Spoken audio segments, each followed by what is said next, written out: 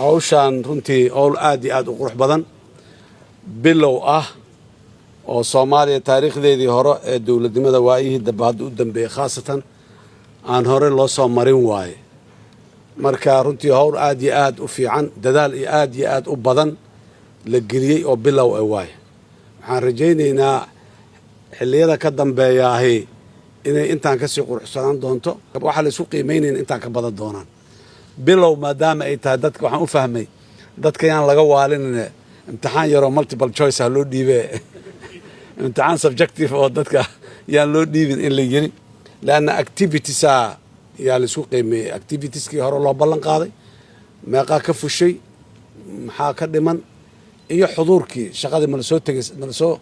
la soo tagay saaka mise lama soo tagin inta la sugo laakiin qualitative-kii dhinaci ahaay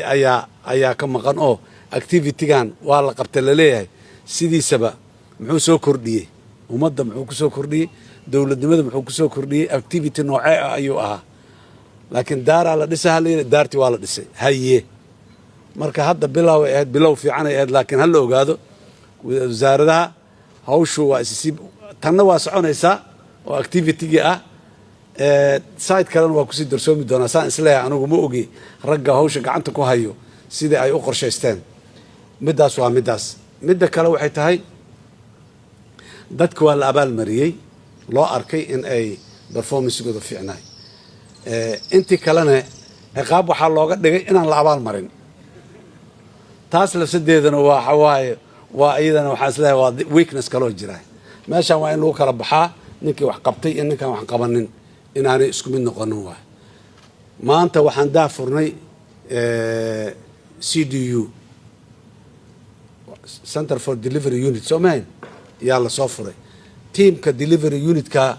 inay the whole time engaged ahaadaan wasaaradii waxaan punishment wax la isku ciqaabaya ma aha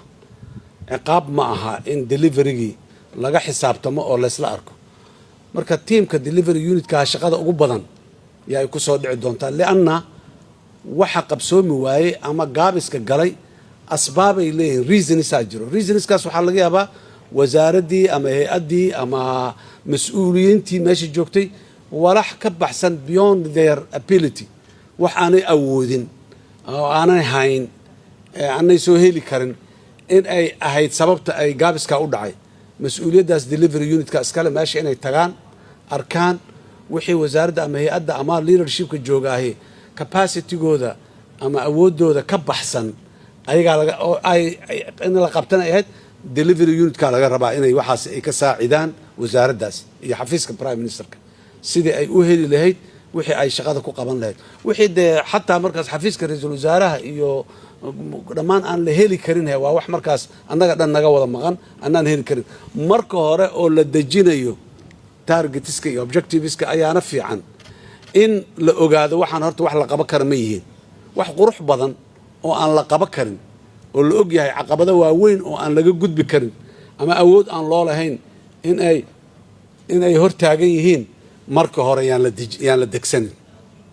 la degsanin ama haddii la degsanay xataa ha la cayimo ha la yidhaha intaasaan ka qabanaynaa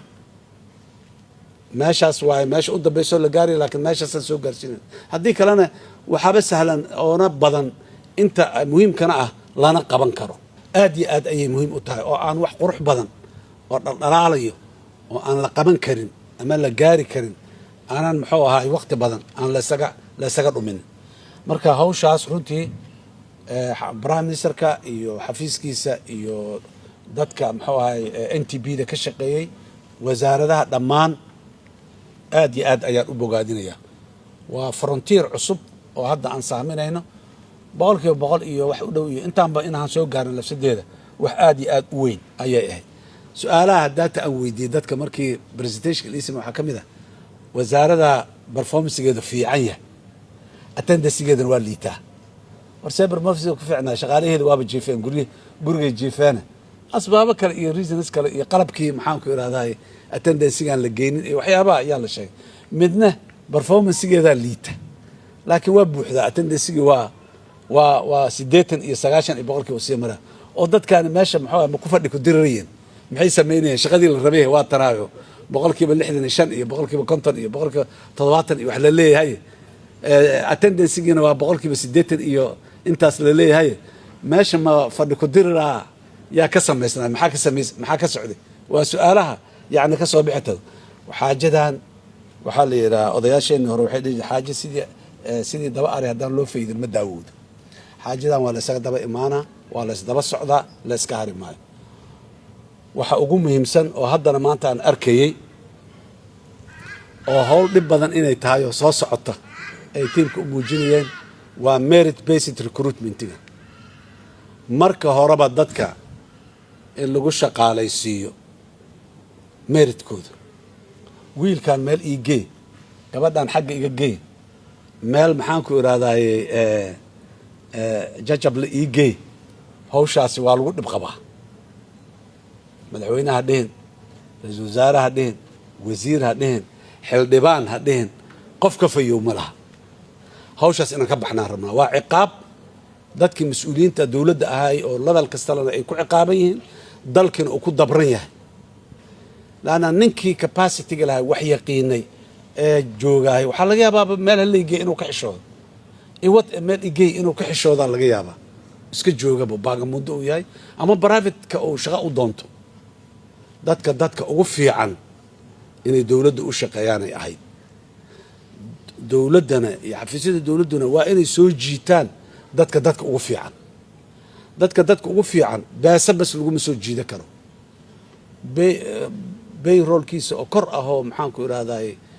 bayjegiisa oo cayilan yahay keliya ma aha waa muhiim laakiin keliya ma aha qofku inuu shaqada ku xushmaysan yahay inuu qofku dareemo meeshaan horta wuxuu ku yimid capacity-giisa aqoontiisa dadaalkii uu soo sameeyo dhan miraheedii waa tana meeshaana ay soo gaarsiisay oo dad badan ay soo gaari waayeen intaasaa self satisfaction leh oo qofka uu ku motivation uu qofku ku shaqaynayaaba wuu garanayaa qofka noocaasina duruufaha dalka iyo dhaqaaluhu inuu yar yahay iyo mishaaraadka meeshii la rabay inaanay gaaraynin iyo waxaasoo dhan qofku wuu fahmi karaa laakiin midaan markii horeba meesha u yimiday inuu wax ka helo mishaar yar inuu ka helo meel yaroo dhaadhac yaroo laaluush iyo maxaan ku radaa magaciisa yale inuu ka helo markii horeba u yimiday performance indicatorska iyo maxaa KPIs iyo measurement laga rabay waxa kama shaqaynayaan agtiisa kama shaqaynayaan waxa asalkaana qofka waay qof isku kalsoon xirfadii iyo aqoontii leh aaminsan shaqada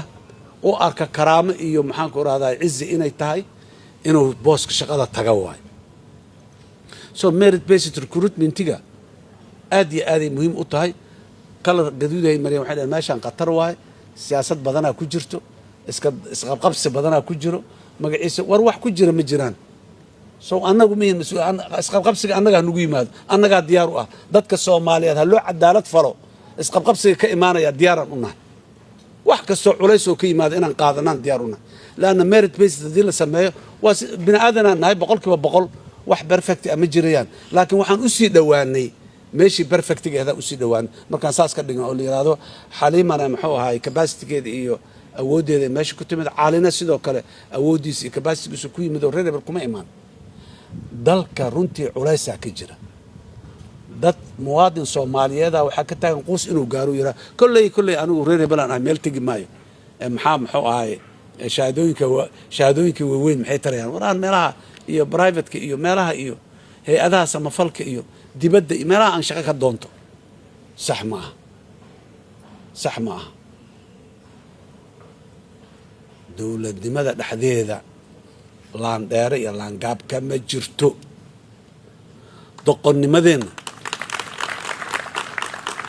doqonnimadeenay u jirtaa meel kastay ka jirtaa laakiin waxay u jirtaa dhiiranaan la'aanteennay u jirtaa inaan dhiiro weynay oo isbeddelka aan ku dhiiro weynay oo waxa fiican aan ku dhiiro weynay ayay u jirtaa hadda waxaan taaganahay enough is enough ilaa goormaan muxuu ahay sii gaba karnaa oo dadka mas'uuliyiinta inta waxgaradka ah indheer garadka ee dalka joogtaay ilaa goormaa khaladka iyo waxa qaloocan anagoo u jeedno aan ka sii waxaysan karnaa mid aan war sideedaba ogaada yaa tolahay nin la hadaad aragtaan dowladnimo waxba kuma laha nin ra'yi waayay aqoon waayay maxaan ku yiraahdaa capacity iyo karti meel uu ku maro waayay horta ninka yaa ii tolahay yiraahdo war geeli la kala dhacay ceelkii la isku garbinaya ma joogno dowladnimo casri oo qarnigii 21aad joogtaan rabnaa الدنيا ده هرو مرتي وسعتي عن ربنا إن هيكسنون كده بتقنون لا ترتن عارا مركا هلو ديار جروبه شقادو وشقا قروح بدن والدنيا آخرة بكون أكسن لكن دي بدن وحكستو وناكسن قيم الله بحيه ليهن عنان يقبقبسي يؤاد يوحنا هدا كعرنو ماشان جوجينا سومالدنا هوري uga maamaaday bartiis yaqaan bari uma kororto waa waxa hadda 25 sano aan maxaa u dhaqaaqi laanahay marka hadda dhaqaaqi maagnayna lugaha la isaga dhagayay waa cabsi wax kale Soomaali inay qurxanaatay horu marto oo ay horu u socoto qof walba Soomaali waa jecel yahay ma jecla mida Soomaali hoog la jecel aan leenahay ma jiro laakiin cabsi kartiyari dhiiranaan la'aan waxaas waaye waxa macalka ragga qaarkiisna ka qaylisina annagana meesha nagu hay waa ka gudbaynaa ilaahay inkiis dalkan dal fiican wax kasto dal fiican oo lahaan lahay leh wax kasto dal oo ku hormari kara leh wax kasto ummadi ay karaamo ku yeelan lahayd lahaana annaga baa meesha ku hayno ku celinayno maya xaggay ka dhacday reer hebela caroonayo koox hebela caroonayso ama sida lagu yiraa ama lagu eedeeyaa ama lagu waxeeyaa bas waaye waxaan meesha u fadhino markaas ama marka qaarkood waa isu su'aalay war adiga adduunyada waaba aragtaa waxa dawlad waxa jeclaan ma baahis aakhirada say u taala marmarad isu su'aalay xataa laana dulmi aad u jeedid iyo qalloocnaan aad u jeedidaad indhaha ka qarsanaya islaada ya nagada war waan soo kartay mugaan ka qarsanayno waa soconaynaa ha loo diyaar garoobo dawladnimada laan dheeraya laan gaab male nin walba kartidiisa iyo capacity-giisa iyo aqoontiisa ku meel maraya systemkii uu kula meel mari lahayn ilaahay idankiis waa keenayna hadii alla yiraahdo laakiin dhiiranayaan lidka waayin ninkii aan dhiiran karinow iska tag lagu eedayn maayo lagu qabsan maayo lagu xagxagan maayo lagu waxeen maayo tartiib war hawshan muxuu ahay Xamza Cabdi Barrow adiga muxuu ahay balaayidan soo abaabshay nin qofka akhirto kale u dhiibo hal yira inta ka baxo guriga la eeday maayo nin fadhi meel lagdi kara nin fadhiyo ma la lagdi kara lagu eeday maayo hadda sidaada banaanka joogto adaa wax eedaynay oo eedda iska saalan mugta eed waa wax aad iyo aad u saalan laakiin raggan iyo gabdhahan meesha jooga wasaaradda jooga markii horeba waxaas duruufo ah oo jiro dhan haddana intii ugu roonaydo markaas la soo haaban kare waay marka waxaan rajaynaynaa ilaahay idankiis in dalka meesha aan ka dhaqaajino for the sake of Somalia anagoo wax walba u sameynayno waana la xagxaganayaa waana la eedaynayaa waana la caaynayaa maqaar adag oo aan cirbadaha eedu aanay duri karin inaan yeelanaana laga rabaa waana yeelanaynaa ilaahay idankiis aad iyo aad ayaad u mahadsantihiin hambalyo waa idin hambalyaynaya mar kale shaqo wanaagsan